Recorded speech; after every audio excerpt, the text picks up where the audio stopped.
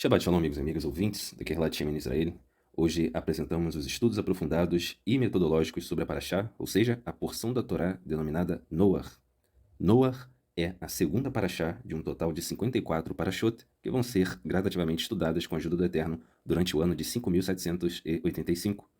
Esta porção da Torá, Noach, se encontra em Bereshit, Gênesis capítulo 6, verso 9, e termina no capítulo 11, verso 32. Sem mais demoras, direto ao ponto, o que está sendo relatado na Parashá Noach, na porção da Torá Noach. A Parashá de hoje é chamada Noach, Noé, pois faz referência ao protagonista da história, uma história onde ele e sua família são poupados no episódio do Grande Dilúvio.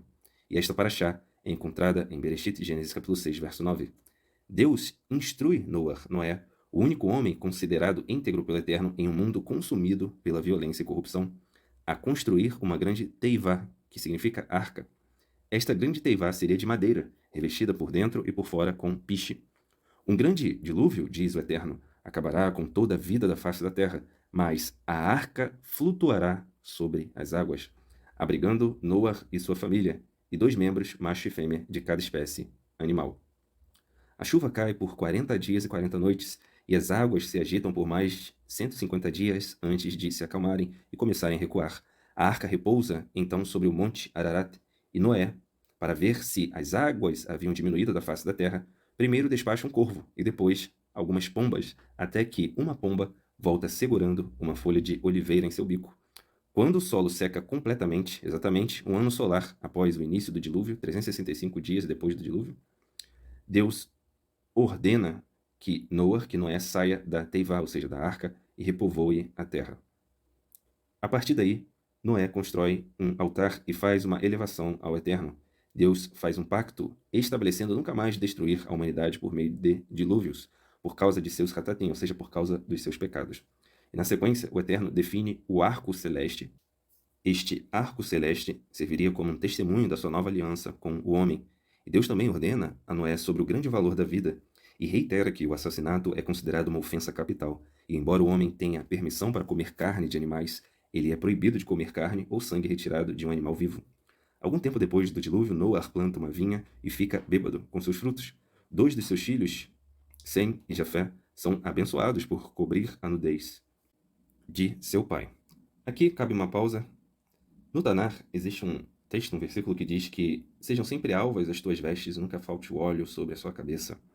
E o Eterno também faz roupas para cobrir as vergonhas de Adão e Eva. Esse é o simbolismo da nudez na Torá. A nudez significa a ausência de mandamentos, a falta de dignidade do homem perante os Shamaim, perante os céus, quando faltam neles mandamentos. Continuando, Sem e Jafé são abençoados por cobrir a nudez do seu pai, enquanto seu terceiro filho, Cã, é punido por tirar vantagem da sua degradação.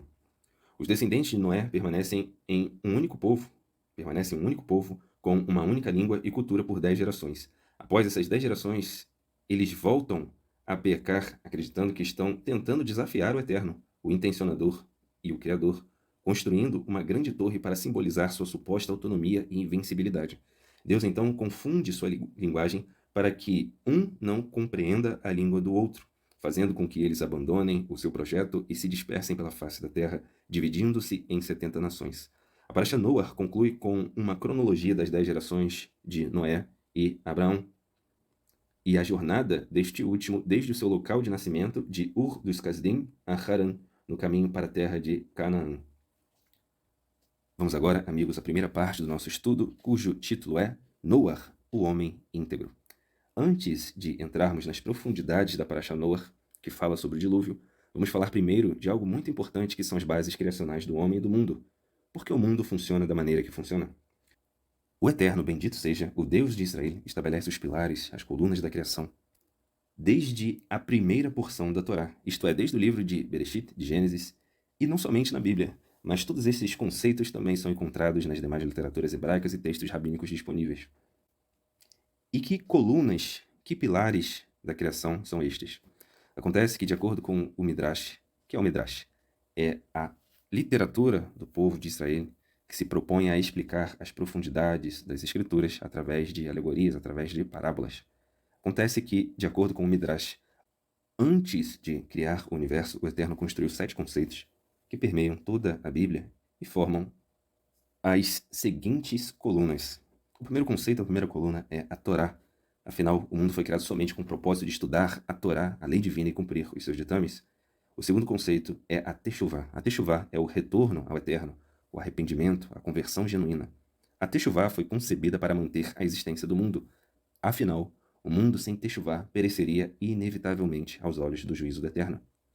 O terceiro conceito, a terceira coluna, é o Gan Eden, o paraíso. O Gan Eden foi concebido a fim de assegurar um benefício para os justos, para os íntegros. O quarto conceito é o Guerrenon, que é o local de sofrimento e penitência, vulgarmente conhecido aqui como inferno. O Guerrenon, o local de penitência, o inferno, foi concebido a fim de dar castigo ao malvado. O quinto conceito, a quinta coluna, é o trono de glória, o Kisser HaKavod.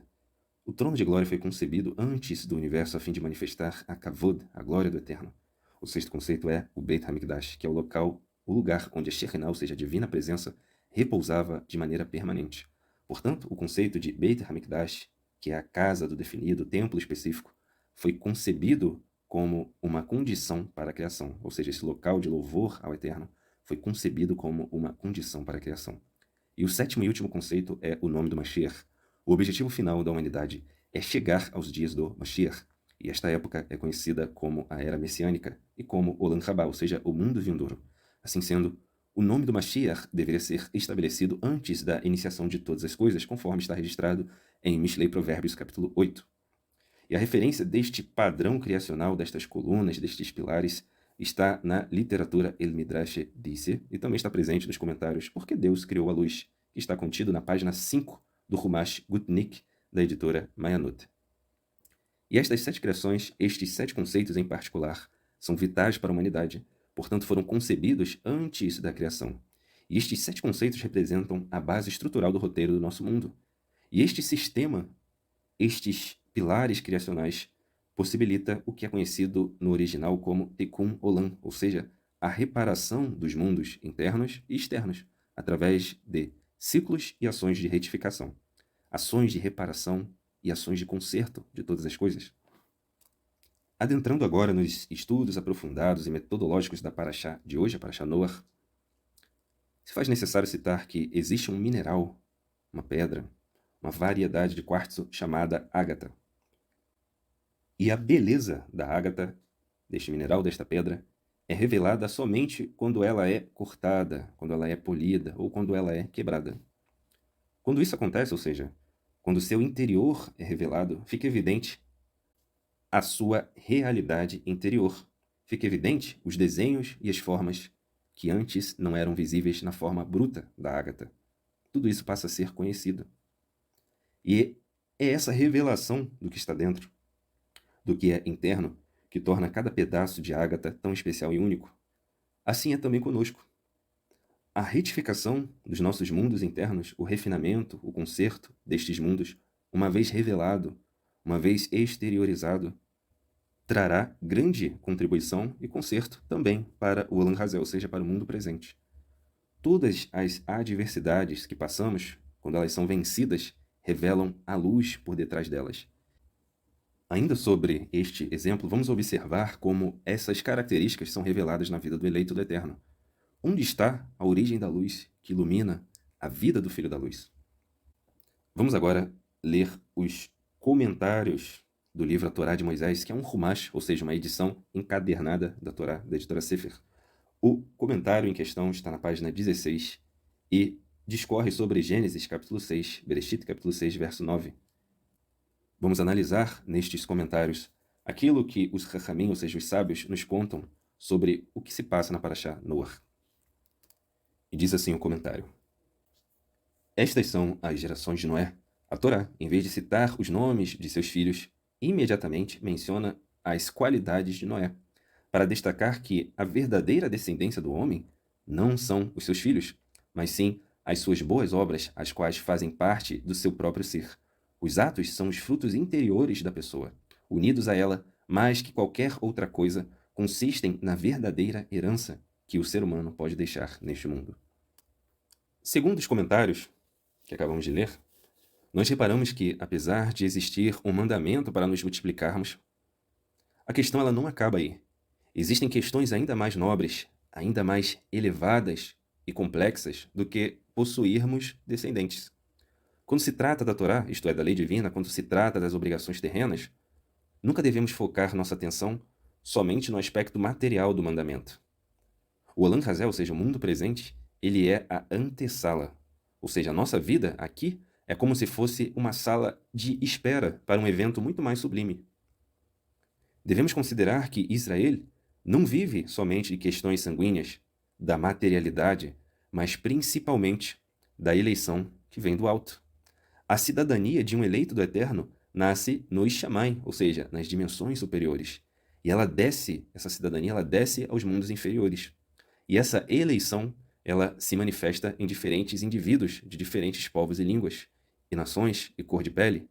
A grande questão é que estas pessoas, embora estejam situadas em diversas nações, etnias, cores de pele, apesar desta grande diversidade e pluralidade de contextos, isso não afasta os eleitos do Eterno da sua verdadeira cidadania. Essas pessoas, na verdade, pertencem ao povo de Israel. E o povo de Israel o é primeiramente nas dimensões superiores. Não estamos falando somente de um pedaço de terra no Oriente Médio. Não estamos falando somente dos descendentes diretos das pessoas que lá viveram ou vivem.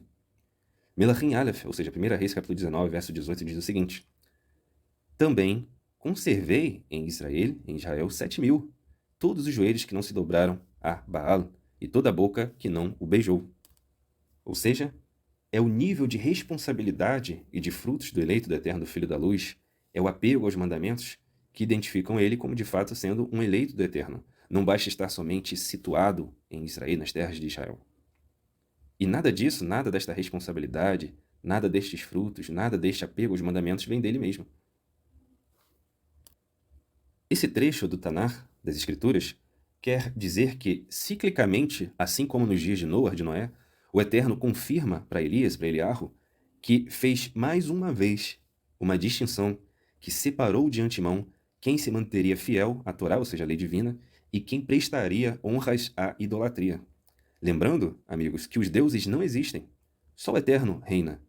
Não existe uma entidade com poderes chamada Baal ou qualquer outra. O que existe é um delírio idólatra que ganha uma capa e um nome diferente dependendo da região, dependendo da mente do idólatra. No contexto da escritura deste versículo, temos a figura de Baal, mas poderia ser qualquer nome. É importante citar isso, pois determinadas pessoas guardam medo de supostos deuses que não existem. Só o Eterno é Deus. Não podemos direcionar a nada nem a ninguém o temor, o medo que deve ser direcionado somente ao Eterno. Temos que ter cuidado com a mentalidade idólatra que teme tudo, menos o Eterno.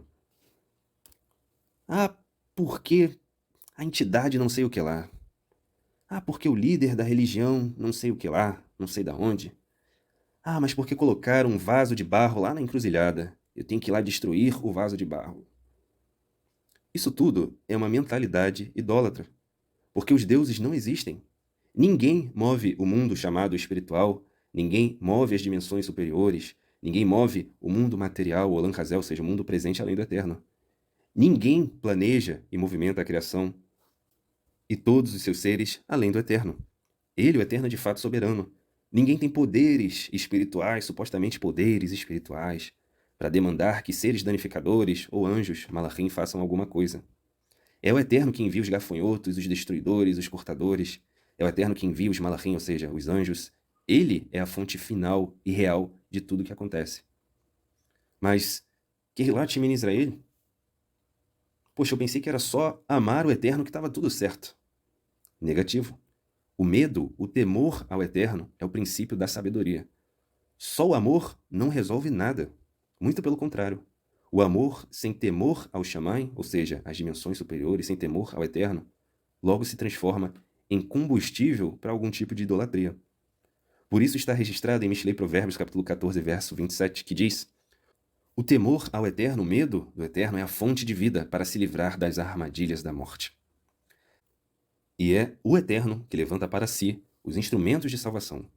É Ele, o Eterno, que mantém a semente dos eleitos espalhadas e viva no mundo. E esta semente não representa somente os filhos carnais, mas também o fruto das ações de cada filho da luz. E isso não é mérito pessoal, porque não existe mérito pessoal, mas sim dádiva do alto, dádiva do eterno. Conforme está registrado na Igeret, ou seja, na carta de Shelhashaliah de Paulo, emissário, aos de Éfeso. Porque pela graça, ou seja, pela bondade, pela chesed do Eterno, sois salvos por meio da emuná. E isso não vem de vós, é dom de Deus. Não vem das obras para que ninguém se glorie. Entretanto, amigos, isto não exime ninguém da responsabilidade, da obrigação de apresentar ao Eterno a emuná, a confiança e as obras. Essa pessoa só tem que saber que não é ela própria que opera sua própria Geulah, sua própria Shuá. Ou seja, ela não opera a sua própria redenção, a sua própria salvação.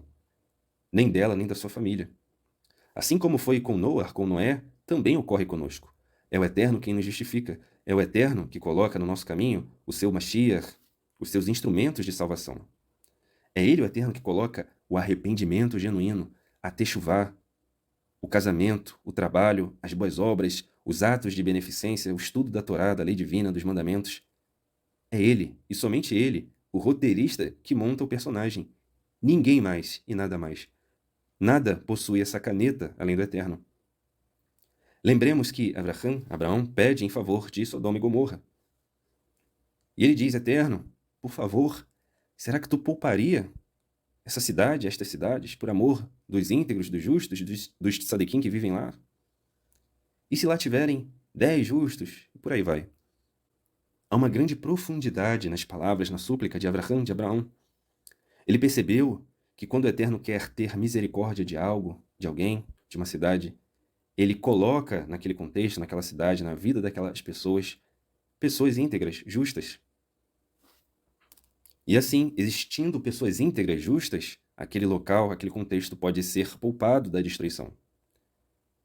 Voltando para Parashá, Noar, quando a Torá nos conta que Noé era um homem íntegro, ela está nos dizendo, além do sentido literal, muito além do sentido literal, muito além da superfície, que a divina providência, a Hasgachá Pratit, atravessou todos os mundos, todas as realidades, todos os músculos, todos os ossos e tendões e níveis de consciência, e fez de Noar o que ele era, fez de Noé o que ele era. Todas as intenções, todas as justiças de Noar, todos os seus bons atos nascem no Eterno. Todas as justificações, tudo. Afinal, o Eterno é o motor primordial. Ele, o Eterno, é o motor que liga todos os outros motores. Noar, Noé, não era e nunca seria produto do meio, pois ele vivia no meio de homens perversos. E isso diz muito sobre o futuro de um filho da luz exilado nas nações. Estamos dispersos nas nações para sermos filhos da luz, para iluminar. A luz, ela desce do alto e deve ser extraída de dentro e aperfeiçoada aqui fora. Por isso, nos diz as Escrituras, quem tentará acusação contra os escolhidos do Eterno? É o Eterno quem os justifica. O eleito do Eterno nunca pode e nunca vai poder justificar a si mesmo. Yeshua HaMashiach, o Ravi HaRabanim, ou seja, o Rabino dos Rabinos, diz em Mateus capítulo 24, verso 37, o seguinte: assim como foi nos dias de Noé, assim também será na vinda do Filho do Homem, pois, nos dias anteriores ao dilúvio, o povo vivia comendo, bebendo, casando-se, dando-se em casamento, até o dia em que Noé entrou na arca. E eles nada perceberam, até que veio o dilúvio e os levou a todos. Esse versículo, esse texto, nos mostra que a geração do dilúvio, com exceção de Noé, vivia completamente apegada à perversidade, desligados, desapercebidos dos Shammai, das realidades superiores, dos mundos superiores, desligados da presença divina. Eles viviam extremamente apegados às questões estritamente terrenas. E tudo isso os conduziu à perversidade e ao roubo, conforme está registrado na Parashá Noach, e a terra se encheu de roubo por causa deles. Acontece que quando o Eterno quer operar a Shuá, a salvação, quando o Eterno quer operar salvação em um lugar, ele levanta um Mashiach, um ungido, um tzadik, um homem íntegro, que irá servir como farol, como ferramenta de techuvá e arrependimento. Vamos ler o comentário do Humash, ou seja, do comentário da Torá, Or HaChaim, escrito pelo rabino marroquino Chaim Ben Moshe, Na página 146, diz o seguinte: a palavra tzadik, justo, íntegro, indica que o tzadik é o fundamento do universo, conforme as palavras de Mishlei Provérbios, capítulo 10, verso 25. Mas o tzadik, o justo, o íntegro, é o sustentáculo do universo. E que, carecendo de um tzadik, de um justo, de um íntegro, o universo perde a sua razão de existir. Ou seja, conforme já foi dito um dia pelo Mashiach Yeshua, os justos, os íntegros, é que herdarão a terra, os mansos, os humildes. Embora haja no nosso nível existencial, embora haja no Olam Hazé, no mundo presente, a presença dos malévolos, a presença dos filhos das trevas, a presença de adversidades e dos agentes de destruição, este não é o patamar final do mundo. Isto é somente uma fase. Isto é somente parte das primeiras coisas. Tudo isto passará. Foi assim com Noé, com Noé. Ele estava ali, pois foi levantado pelo Eterno. A humanidade tem um vínculo com ele, pois, enquanto a terra se enchia das águas do dilúvio e se tornava silenciosa, só ele, Noé e sua família, iriam sobreviver. Assim também acontece conosco nos dias de hoje, a respeito do Olam Hazé, ou seja, do mundo presente, e a respeito do Mashiach Yeshua, que é um portão de Teshuvá. Aqueles que têm um vínculo real e verdadeiro com ele serão justificados porque o Eterno cria o portão de Teshuvá. E o Eterno cria as pessoas que irão passar por este portão. E o Eterno dá a condição para que elas sejam justificadas. Por isso, o Mashiach, em determinado momento, diz: nenhum deles se perdeu, exceto aquele que estava destinado à perdição, para que se cumprisse a Escritura. Então, amigos, assim como tudo no mundo aponta para a Kavod, para a glória do Eterno e para a sua soberania, quando a Torá, quando a lei divina nos conta que Noé era um tzadik, um homem íntegro, ela está falando mais do Eterno do que de fato de Noé, de Noé. Porque, afinal, dele, por ele e para ele são todas as coisas. E essa reflexão, amigos, nos leva à segunda parte do nosso estudo, cujo título é Por que as águas do dilúvio mataram aquela geração? Vamos agora aos comentários do Humash, a Torá de Moisés. O comentário em questão está na página 16 e comenta sobre Gênesis, sobre Bereshit, capítulo 6, versos 11 e 13. E diz assim o comentário: e corrompeu-se a terra. A Torá descreve o maravilhoso mundo criado por Deus, mas os homens desta geração eram ruins e sua maldade foi a causa da destruição desta grandiosa obra divina. De nada valeu a inteligência herdada de Adão depois deste ter comido da árvore da sabedoria. De nada ajudaram as descobertas no campo da técnica e da indústria, no campo da agricultura, economia e música. Muito pelo contrário. Dia a dia só aumentava a decadência moral. Com o progresso das descobertas e civilização, pioraram o seu orgulho e sua lascívia, e mais, eles se aperfeiçoaram na descoberta de instrumentos mortíferos e destrutivos. Um único homem considerado tzadik, justo e íntegro, desta geração, conseguiu salvar a humanidade inteira da ruína completa. Noé demonstrou que o homem tem forças morais suficientes para conservar sua integridade em todas as circunstâncias da vida. E não precisa sucumbir, não precisa ceder às influências malévolas e prejudiciais do ambiente em que vive. E se encheu a terra de roubo. Os sábios interpretam o termo Hamas como sendo violência, idolatria, incesto e homicídio. Comentário sobre o verso 13. Farei perecer. Este versículo nos confronta com a Hasgachá Pratit, ou seja, a divina providência, a lei que governa o mundo. A essência e finalidade da criação tinham sido desvirtuadas, e a malícia imperava entre os homens. Pelas leis eternas, uma sociedade corrupta está condenada a desaparecer. De acordo com o comentário que nós lemos, nós percebemos que o roubo, a violência, as uniões e casamentos infrutíferos, a busca incessante por maldade e zero responsabilidades trouxe àquela geração a destruição. Porém, com o dilúvio, uma maldade mais específica foi eliminada. Ali nos dias do Mabul, isto é, do dilúvio, naqueles dias fomos poupados da primeira camada de uma quelipá, ou seja, fomos poupados de uma primeira casca de impureza muito grande, de uma arrogância e de uma carga de roubo muito grande. Olhemos para os dias de hoje. Obviamente, ainda temos roubo e apropriações indevidas. Imaginemos nós se aquela geração tivesse espalhado, se tivesse perpetuado ou transmitido ou disseminado o seu modus operandi, ou seja, suas práticas, nas gerações posteriores, nas gerações futuras. O reflexo hoje seria terrível. E de lá para cá, até o Acharit Hayamim, ou seja, o fim dos dias, ou seja, dos dias de Noé até o fim dos dias, até os dias de hoje, as camadas, as cascas de impureza do mundo vão caindo uma a uma até chegarmos na Geulah, isto é, até chegarmos na redenção. Uma herança ruim, uma carga terrível comportamental foi afastada de nós através do dilúvio. Por isso, o Eterno fala sobre o arco celeste, porque no final de tudo, aquilo era um ato de misericórdia. E como o Olam Hazé funciona, ou seja, como o mundo presente funciona dentro de ciclos que se repetem, a questão ela vai se repetir e mais uma vez, e nesta próxima vez, em definitivo, os maus serão eliminados. E por que tamanha mortandade seria, na verdade, um ato de justiça e misericórdia? Quem é que envia essa e outras adversidades ao mundo? Quem faz tudo isso é o Eterno, com a finalidade de conduzir a humanidade a um patamar mais elevado. Ah, mas precisava ser assim? Olhemos sinceramente para dentro de nós. Tentemos imaginar onde nós estaríamos, onde a humanidade estaria, se de fato escolhêssemos alguma coisa. Se de fato o curso da humanidade dependesse dos nossos critérios, de supostas decisões nossas, onde estaríamos? A realidade é que não decidimos nada, não escolhemos nada. Somos meros espelhos da vontade soberana do Eterno, da divina providência, e graças ao Eterno, damos todos os dias por este real alcance da soberania divina. A partir desta consciência, você consegue visualizar o único fator que pode encaminhar sua vida numa direção diferente.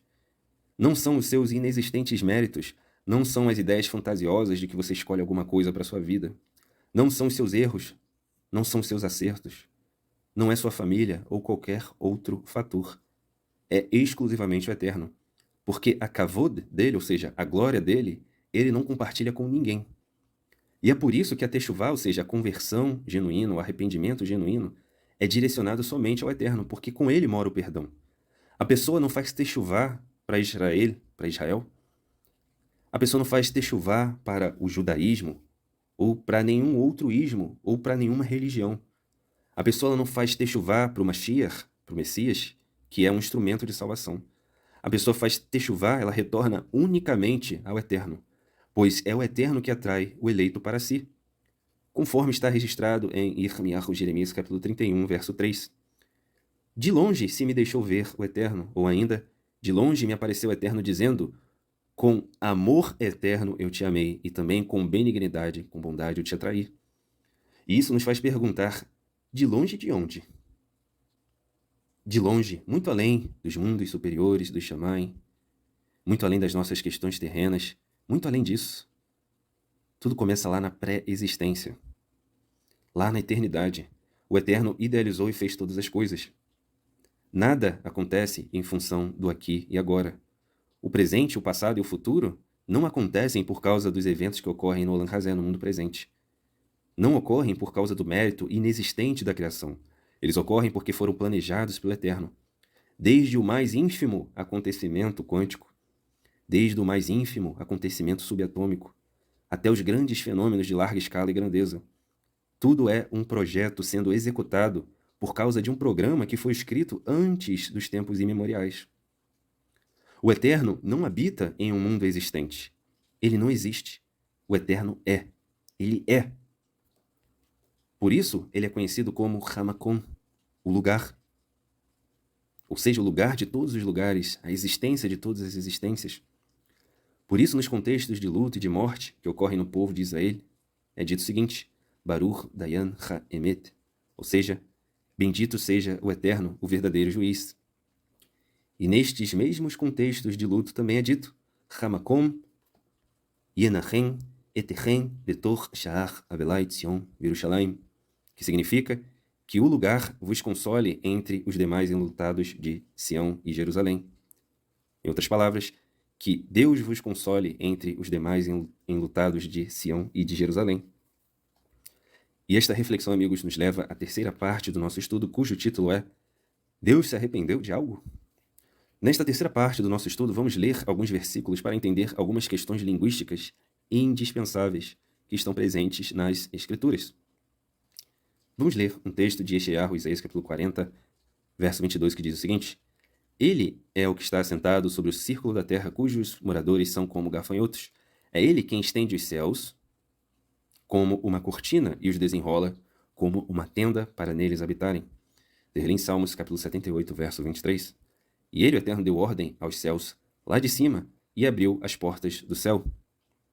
Devarim, Deuteronômio 28, verso 12, diz o seguinte: E o Senhor abrirá os céus, o depósito do seu tesouro, para enviar chuva à sua terra no devido tempo e para abençoar todo o trabalho das suas mãos. Vocês emprestarão a muitas nações, mas não tomarão emprestado de nenhuma. Nestes 3 textos que acabamos de ler, em Isaías, Salmos e Deuteronômio, Yeshayahu, Terlim e Devarim, percebemos a palavra céu. Mas em cada um desses textos, a palavra no original é diferente. Em Yeshayahu, capítulo 40, verso 22, temos a expressão no original vilom.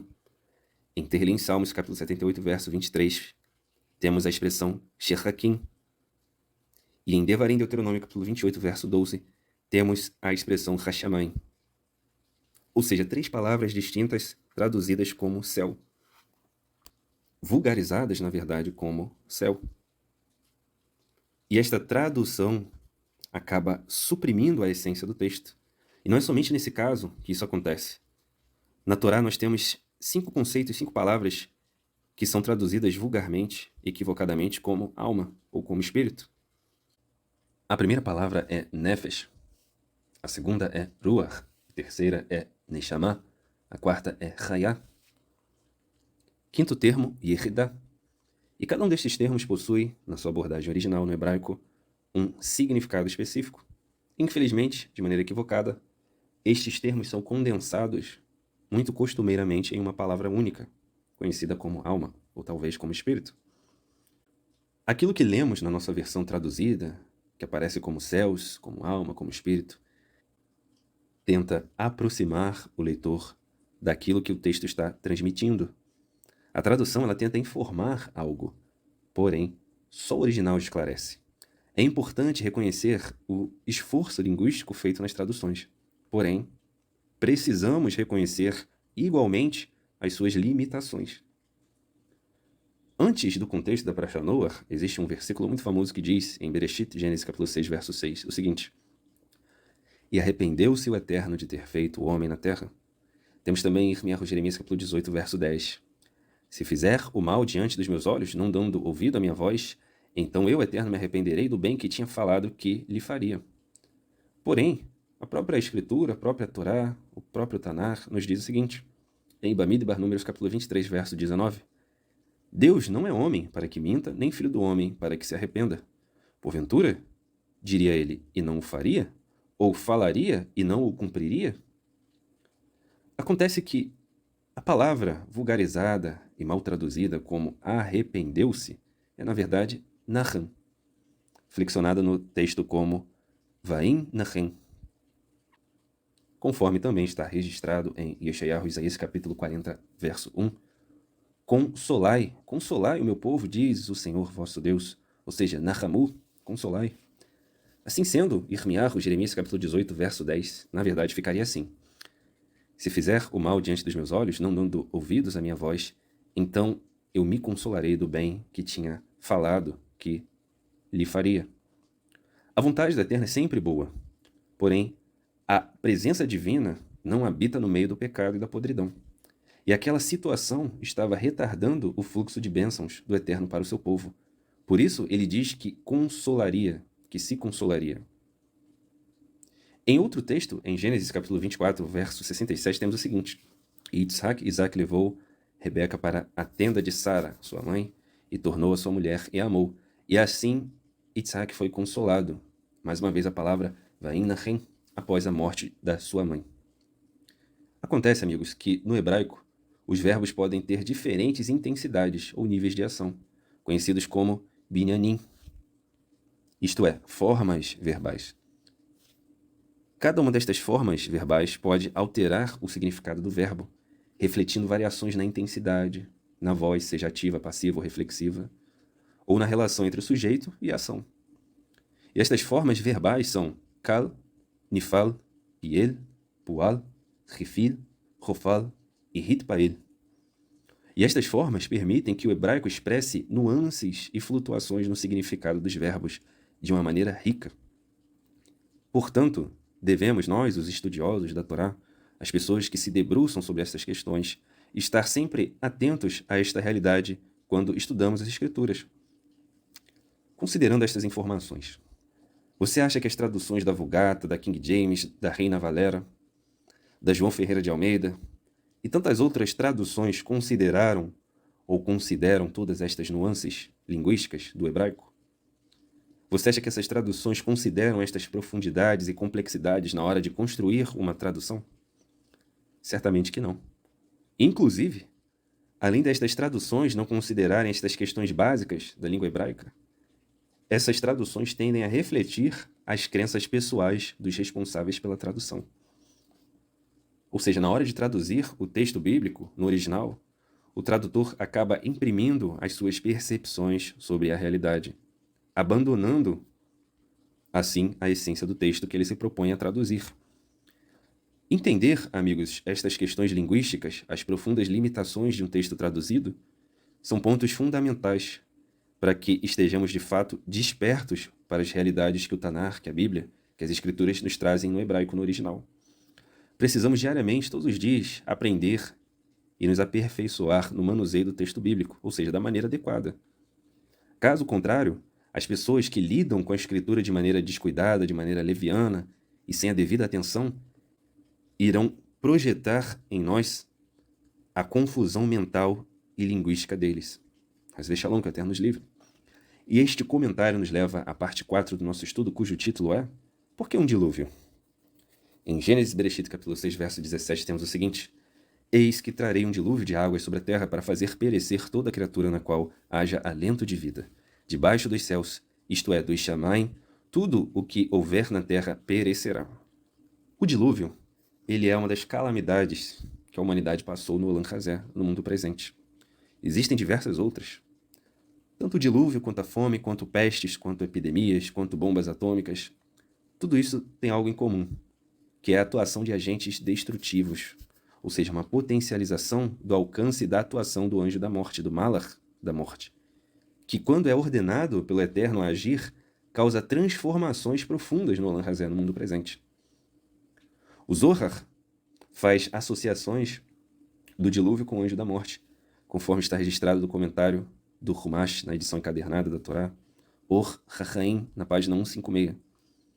Este comentário fala sobre Bereshit, Gênesis capítulo 6, verso 17, diz o seguinte: Embora o versículo especifique apenas a chuva, o Zohar elaborou a respeito do significado da palavra dilúvio, Mabul, em hebraico, que aqui seria supérflua se a Torá se referisse apenas à chuva. Esta palavra alude ao poder mortal do anjo da morte. Porém, amigos, esta questão não para por aí, pois a revelação ela é gradativa. Vejamos o que nos diz o Tanar, as Escrituras, sobre a evolução desta questão. Em Shir HaShirim, Cântico dos Cânticos, capítulo 8, verso 7, lemos o seguinte: As muitas águas não poderão apagar o amor, nem os rios afogá-lo. Assim como o dilúvio é associado ao anjo da morte, ao Malach da morte, no Zohar, Rav Rashi, o investigador da Torá de bendita memória, comenta que neste versículo de Shir HaShirim, de Cântico dos Cânticos, que diz: As muitas águas não poderão apagar o amor, nem os rios afogá-lo, Rashi nos conta que as águas representam as nações idólatras e o seu alcance, e os rios representam as suas torrentes, os seus príncipes, os reis, os governadores e os presidentes. Um outro texto que fala também sobre a questão das águas é Habacuc 2, verso 14, que diz: Pois a terra se encherá do conhecimento da glória do Eterno, como as águas cobrem o mar. Ou seja, a realidade, tal como conhecemos, vai sofrer uma virada. As primeiras coisas vão passar e tudo vai ser plenificado e transformado. Porém, como tudo nas Escrituras, o dilúvio, o Mabul, aponta para uma realidade futura, onde as primeiras coisas terão passado. E um dia vai ficar ainda mais evidente que tudo vem do Eterno. E que todos os sofrimentos que passamos nos conduziram a uma redenção eterna e irrevogável, indestrutível. E esta redenção não vem do homem, mas unicamente do Eterno. Por isso os sábios nos dizem que a geração do Aharit Hayamim, ou seja, do fim dos dias, a geração da época da redenção, da Geulah, estará apoiada nos ombros dos gigantes. que foram pessoas íntegras, que foram forjadas, levantadas pelo Eterno e participaram de todo o processo de construção da Geulah, isto é, da redenção final. E isto, amigos, nos leva à conclusão do nosso estudo, cujo título é: o que é ser um tzadik? O que é ser uma pessoa íntegra? Vamos ler agora um artigo do rabino Tzvi Freeman, do Chabad, sobre o que é ser um tzadik, sobre o que é ser uma pessoa íntegra. Vamos deixar nas referências o link deste artigo. Vamos lá? Ser humano o tempo todo. Com frequência as pessoas chamam alguém de tzadik, de justo, de íntegro, simplesmente porque ele é uma pessoa excepcionalmente boa. Às vezes eles encontram por aí alguém parecido com um super-herói, alguém teoricamente mais semelhante a um malach, a um anjo, do que a um ser humano, e dizem: agora sim, este sim é um verdadeiro tzadik, um verdadeiro íntegro. Porém, o mais especial sobre o tzadik é que ele realmente é o mais humano dos seres humanos. Tzadik é uma forma do verbo hebraico tzedek, que significa, que carrega o significado de fazer o que é correto e íntegro. Por exemplo, pesos que são calibrados corretamente são chamados de Mosnei Tzedek. O juiz é chamado Tzedek Tzedek. Deve-se buscar, significando que aquilo que estava errado deve ser acertado, que aquilo que foi roubado deve ser devolvido ao dono. O inocente não deve sofrer, e aqueles que causaram mal devem ser corrigidos para que voltem a fazer o bem. Tzedek é fazer tudo da maneira que deveria ser. Assim também, a personalidade do tzadik, da pessoa íntegra, é calibrada segundo as especificações originais do fabricante, para que tudo nele seja exatamente como seu Criador quer que seja, e tudo que ele deseja também seja aquilo que o eterno Deus deseja. Um tzadik, uma pessoa íntegra, é aquela que incorpora e carrega em si a concepção básica do Criador sobre o ser humano. Isso significa que o tzadik, o ser íntegro, é um ser humano como todos nós. O tzadik sente dor e prazer. Ele ri, ele sorri, ele chora, ele dá gargalhadas.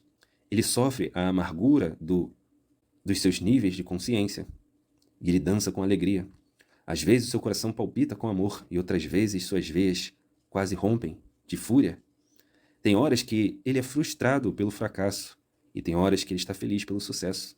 Ele comemora nas celebrações da vida e chora quando aqueles que ama partem. Porque todas estas coisas estão incluídas no caráter do ser humano como Deus o fez, e portanto todas essas manifestações também são divinas. Assim como ocorre com todos nós, o tzadik, a pessoa íntegra, deve comer e dormir, deve separar um tempo para o lazer e apreciar a companhia de outras pessoas. Mas ele faz todas estas coisas de uma maneira mais elevada, de uma maneira mais concentrada no eterno. Porque para o tzadik, para o íntegro, não há nada que seja apenas algo vazio. Tudo tem um propósito, em todas as coisas o tzadik, o íntegro, vê um significado. Para o tzadik, tudo que existe é um meio para se conectar com o eterno, o Deus infinito. Este é, então, um tzadik, uma pessoa íntegra, aquele em quem vemos o nosso verdadeiro eu, que nos permite entender que cada um de nós vem do eterno. E assim, apenas por estar ali, mas especialmente pelo nosso vínculo com este tzadik, ele nos conecta ao eterno, que sopra o seu alento divino dentro de cada um de nós. Ou seja, amigos, o tzadik, a pessoa íntegra, é um ser humano funcional. Ele é orgânico. Ele não é uma caricatura do que deveria ser. Ele não é um ser individual, alheio às questões terrenas, aliás, um ser individualista, alheio às questões terrenas. Ele é uma lâmpada acesa pelo eterno. Nada vem dele, nada acontece porque ele quer ou planejou. Ele, o tzadik, a pessoa íntegra, faz uso da materialidade das questões terrenas em prol do Malchut Ha-Elohim, ou seja, em prol do reino do eterno. Porque ele aprende pelos sofrimentos que passa durante a vida. Assim sendo, amigos, que possamos pedir ao Eterno que nos ilumine e nos capacite nesta jornada, em qualquer lugar, época ou idade. Não pense você, não pensemos nós, que por termos passado dos 30, dos 50, dos 70 anos, a nossa vida acabou. Consideremos a vida de Sara, de Abraão, de Moisés. Tenhamos em mente que a nossa vida, a nossa caminhada de retorno ao Eterno pode estar apenas começando. Assim, amigos, finalizamos o estudo aprofundado e metodológico da Parashá Noach. Agradecemos a sua companhia, a sua audiência, a sua inscrição aqui no Spotify e nas outras plataformas, no Deezer, no Apple Podcasts, no YouTube, na Amazon Music. Agradecemos também a sua ajuda, a sua valiosa contribuição na vaquinha para a estruturação da nossa sinagoga. Caso você queira nos ajudar também, o link vai estar na descrição deste episódio. Foi uma grande satisfação para nós ter você aqui conosco estudando a Parashá Noach. Não se esqueça, a Parashá é uma porção da sabedoria contida nas Escrituras. O aprendizado é todo dia e ele deve ser contínuo. Por isso, nós disponibilizamos outras aulas onde abordamos mais profundamente os tópicos que trazemos nas Parashut. Isso também vai estar na descrição do episódio. E conforme prometemos, repaginamos a identidade visual do podcast e colocamos uma seção de perguntas. Basta você conferir a descrição deste podcast na plataforma que você estiver e você vai ver um link que vai te levar para estas perguntas. E na medida que estas perguntas forem sendo enviadas, nós vamos, abre aspas, sortear. Por que abre aspas? Porque não existe sorte. Na verdade, aquela que o Eterno apontar vai ser respondida no término de cada paraxá, respondendo e edificando não somente a pessoa que perguntou, não somente você que perguntou, mas vai edificar todos aqueles que ouvirem o episódio. Então, capriche na sua pergunta, diga o seu nome, caso você queira, o lugar que você mora, e nós vamos te responder. Shalom, shalom, amigos. Lehitraut.